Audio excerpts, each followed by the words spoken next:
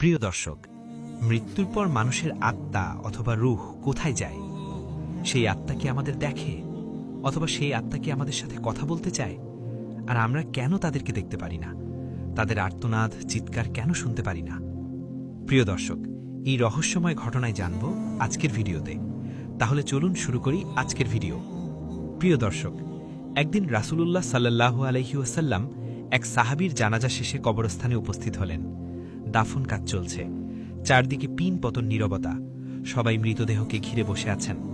হঠাৎ সেই নীরবতা ভেঙে রাসূল সাল্লাল্লাহু আলাইহি ওয়াসাল্লাম আকাশের দিকে তাকালেন এবং সাহাবীদের উদ্দেশ্যে এক গভীর প্রশ্ন করলেন, তোমরা কি জানো মৃত্যুর পর মানুষের আত্মার কি হয়?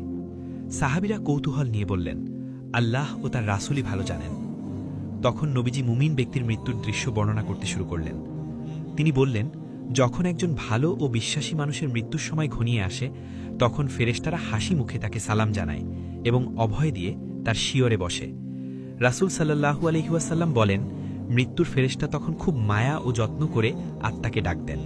ঠিক যেমন কানায় কানায় পূর্ণ কলস থেকে এক ফোঁটা পানি নিঃশব্দে গড়িয়ে পড়ে, তেমনি কোনো কষ্ট ছাড়াই মুমিনের আত্মা শরীর থেকে বেরিয়ে আসে।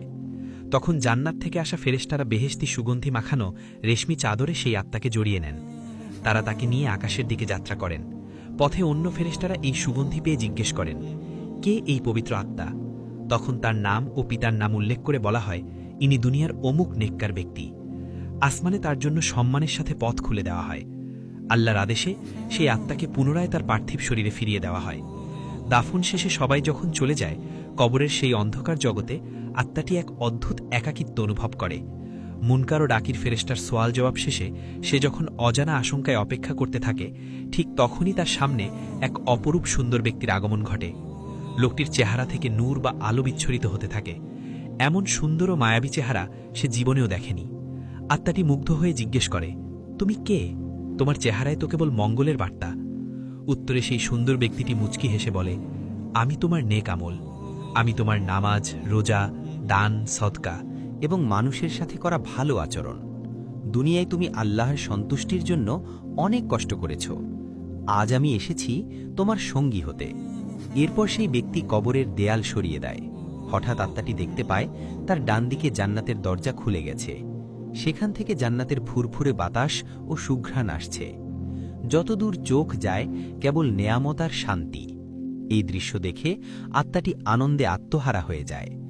জান্নাতের সেই অকল্পনীয় সৌন্দর্য দেখে আত্মাটি অস্থির হয়ে বলে, আমাকে এখনই সেখানে নিয়ে চলো, আমি আর অপেক্ষা করতে পারছি না।